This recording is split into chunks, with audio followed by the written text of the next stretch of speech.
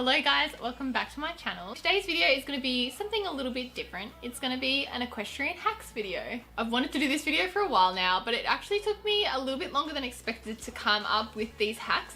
I really put my effort into trying to find as many as possible that I think maybe you guys haven't seen before on other channels. Maybe some of these you have seen before, but if I have included them, it's because I actually think they're useful hacks. If you guys have watched like hack videos before, maybe you have a different opinion to me, but I feel like a lot of the time, majority of the hacks are sort of for entertainment purposes. So they're not really super usable in real life, or they're too expensive to put together, or you require a whole bunch of equipment to like do this one hack. And you get to the point where it would just be easier to do things like the regular way rather than trying to like hack your way through it.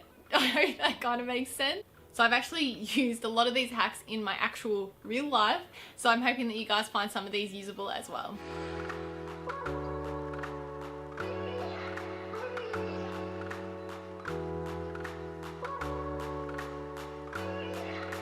So this first hack is honestly one of my favorites, and it's for anyone that's ever struggled to put a bit guard over the cheek pieces of their bit. So what you're going to need is warm water, a small bucket, preferably one that can handle having the hot water inside of it, and baling twine. In this example, I'm going to show you guys how to get a bit guard onto a bit, but you can use the same technique for whatever rubber piece it is that you're trying to get onto your gear. You want to take the bucket that you've got and you fill it up with a shallow amount of warm water. Now it does just need to be warm water, not boiling hot, so think like shower temperature water, and we're going to put our rubber bit guards into the water and let them soak there for 5 minutes. So basically doing this is going to soften up the rubber.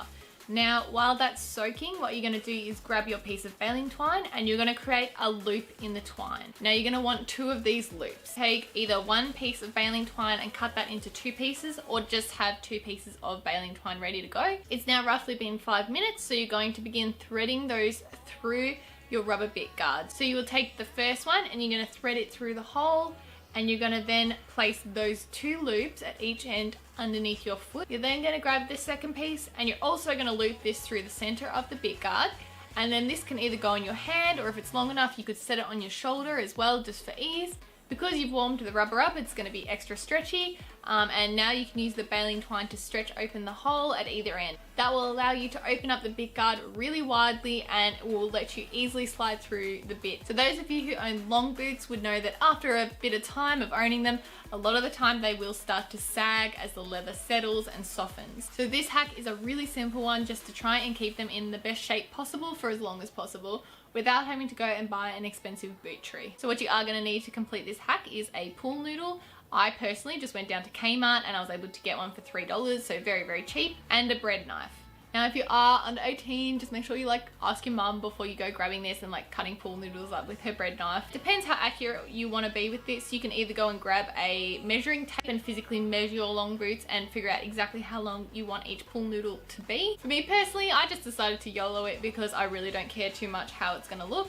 I just did a rough measurement up against the boot and wanted about 10 to 15 centimeters of the pool noodle to still stick out of the long boot, so that would make it easy to pull in and out. Once you've decided on the length, you can simply mark the pool noodle either with the end of your tape measure if you've got one there, or you can literally just create an indent with your nail or a texter, however you want to do it. And then all you need to do is grab your bread knife and just cut where you want your pool noodle boot tree to end. Once you've cut one, I use that to then measure the second one. So the total cost for my boot trees was essentially $3, $1.50 for each.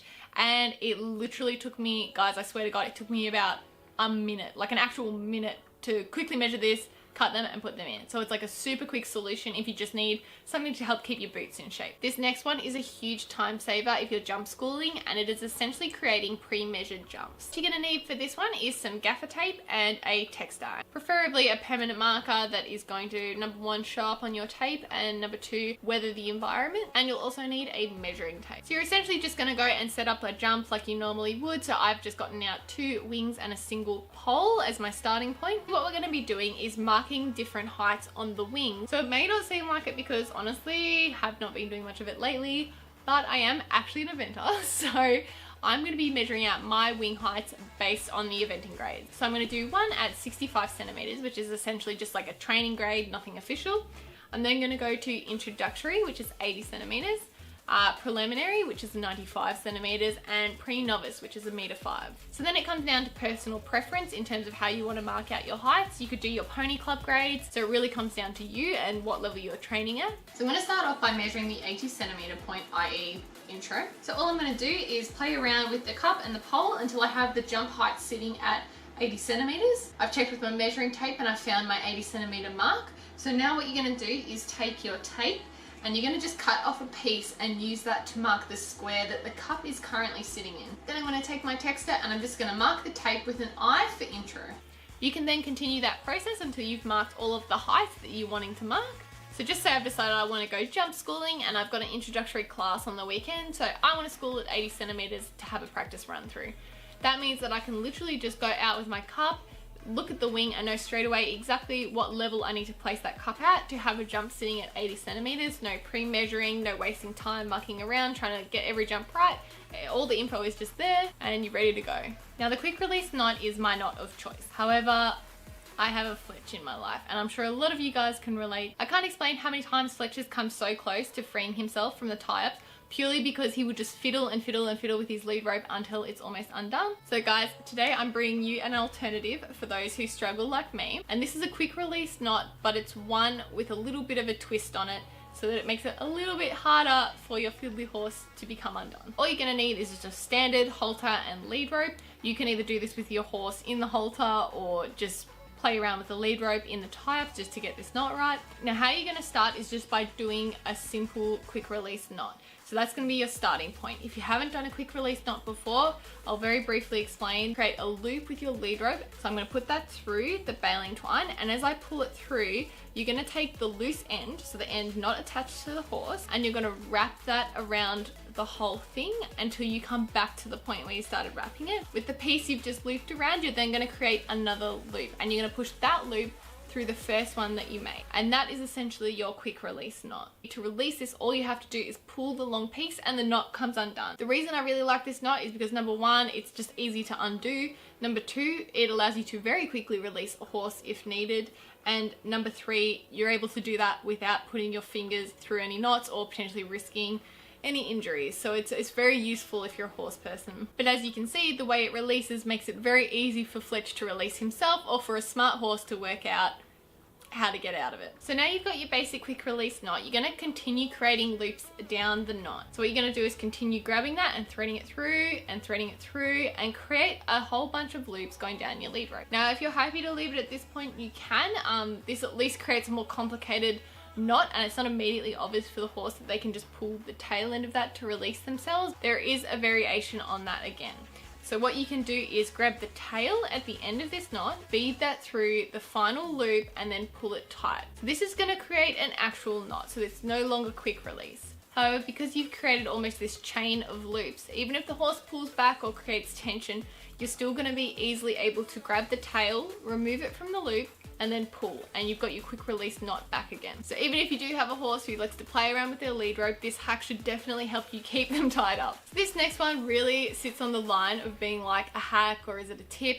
But I really wanted to include it because it's something I find extremely helpful and something I learned when I was working in stables when I was younger. And it has to do with the art of rug folding. So for this hack, all you're gonna need is a relatively clear space of ground and a rug that you wanna put away. So when I've got rugs that aren't in use, I of course like to store them away into containers. And I'm sure as a lot of you would appreciate, once you start trying to put these rugs away, your containers fill up very quickly and it can become a bit of a mission. So this technique is a way to fold your rugs so that they take up a lot less space. All you need to do is lie said rug out onto the clear ground, somewhere where it's not going to get too dirty. Usually on the grass or on concrete is the best surfaces to use. Start by folding the chest piece and the neck in, and you're going to essentially create like a square straight line by folding them in. If you have any belly straps or any long straps that come off your rug, at this point you're just going to want to put them onto the center of the rug or just tuck them in. You're then going to go to the back end of your rug and you're just going to also fold that in by about a third, similar to what you've done at the front of the rug, so you've then once again got a nice straight line. You're then going to continue that another 2 times, so you're going to fold it over and then over again,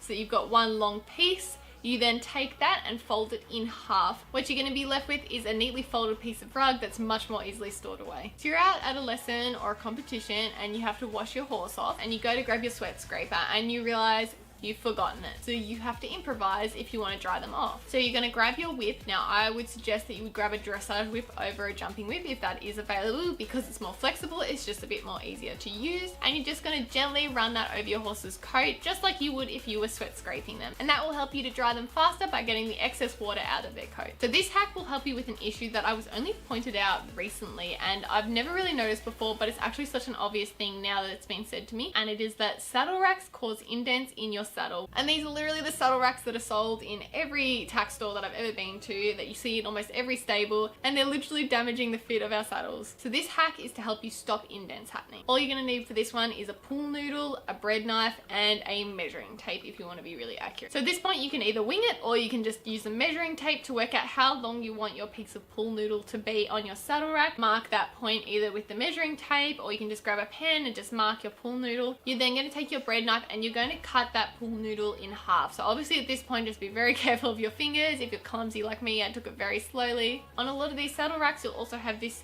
metal piece that comes out and connects to the main bars.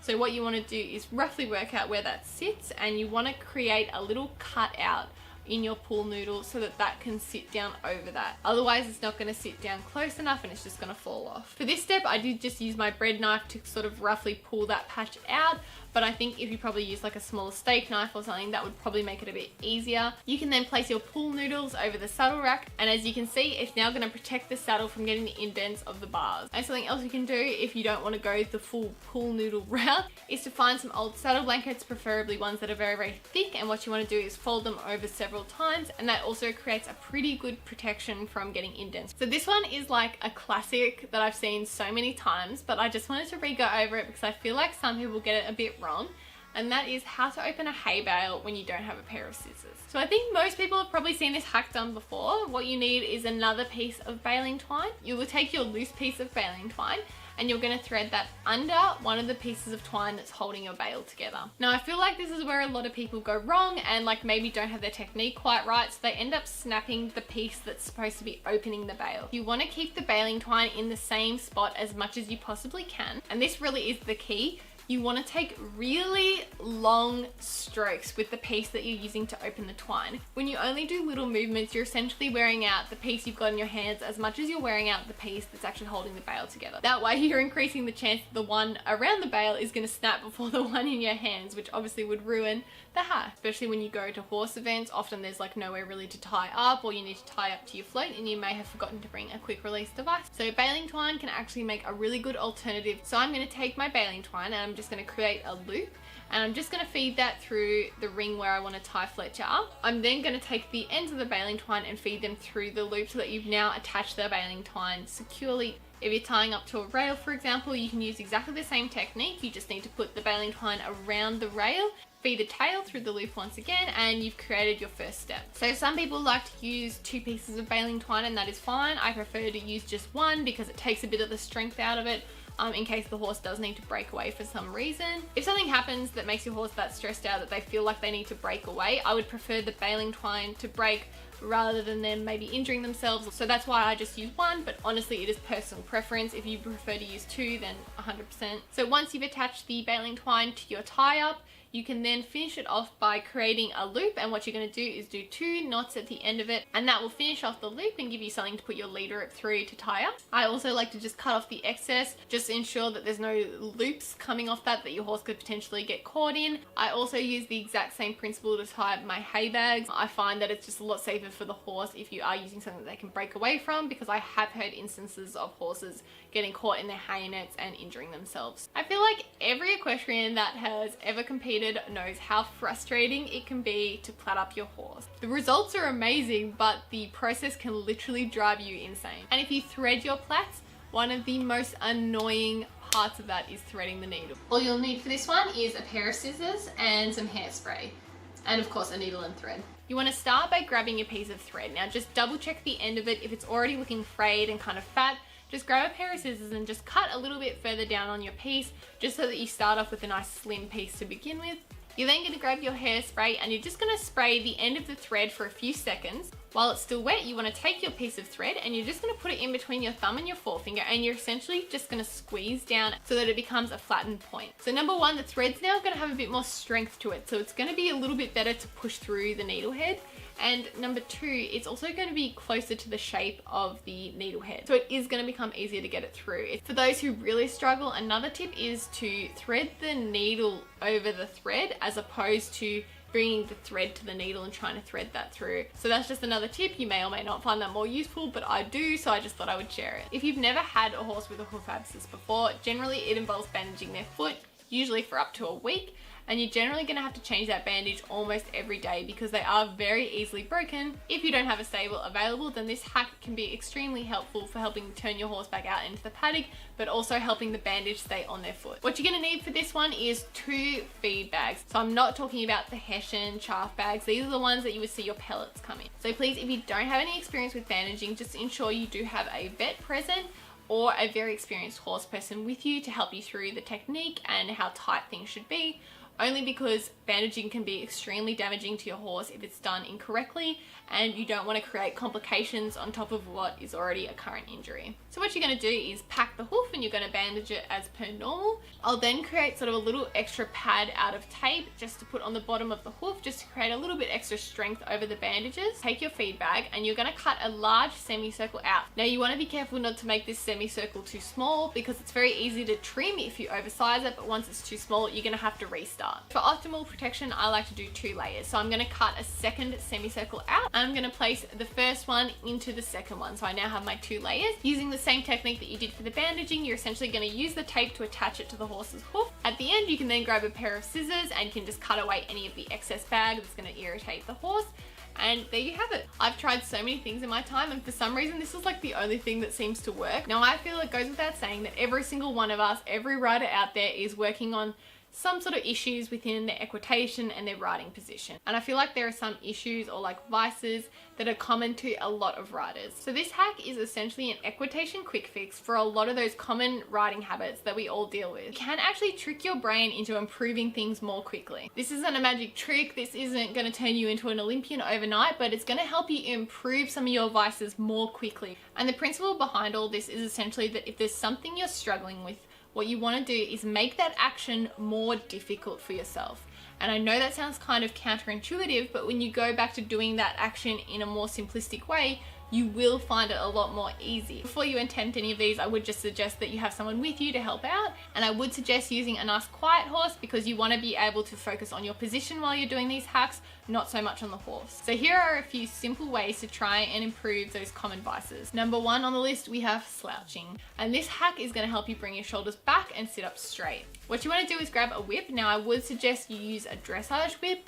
You can use a jumping, but it is going to be a little bit more uncomfortable. So I would say begin with a dressage whip. If you want to increase the difficulty, go for a jumping whip. What you're going to do is place that behind on your lower back and you're going to thread both your elbows around the whip. That is now going to hold your elbows back by your body, and it's also going to keep your shoulders back. I would suggest riding like this for about 10 minutes. Then when you go back to riding without the whip, all of a sudden you'll find that your shoulders actually do want to stay more upright and will stay back, and your elbows are more likely to stay by the side of your body. Number 2 for me is definitely my worst habit, and that is elbows out. Whenever something involves my concentration, my elbows will just suddenly just pop out of my body for whatever reason. So what you want to do is find something that's comfortable. I'm going to be using a rubber gym ball, and you can do this either one elbow at a time or you can do them both at the same time. You're going to get that and you're going to place it in between your elbow and your body. You can then begin riding, and the idea is that you try to keep the ball in place by keeping your elbows down and against your body. So you may find that you drop the ball a few times when you first try to do this exercise. So once again, that's why it helps to have someone with you so that they can grab it and run it back to you. After about 10 minutes, you want to go back to riding normally so you can get rid of the balls, and it is crazy. It is literally like magic how much your elbows will suddenly stick to your sides. And this last one is for people who struggle with sitting trot or to sit in the canter. And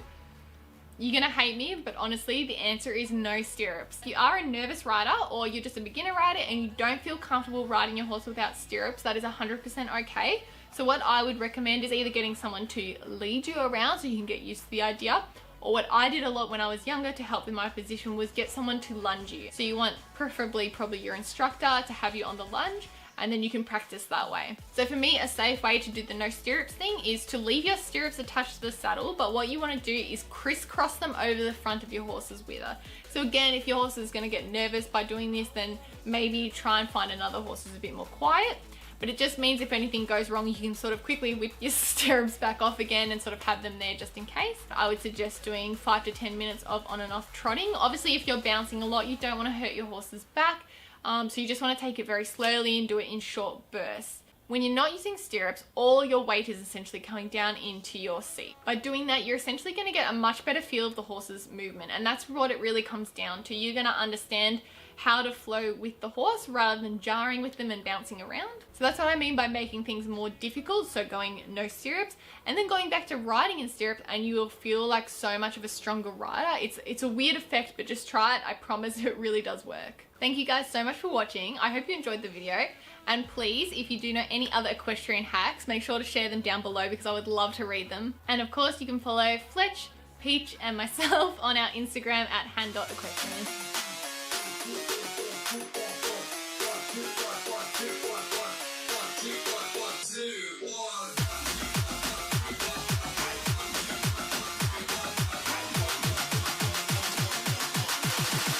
One, two, three.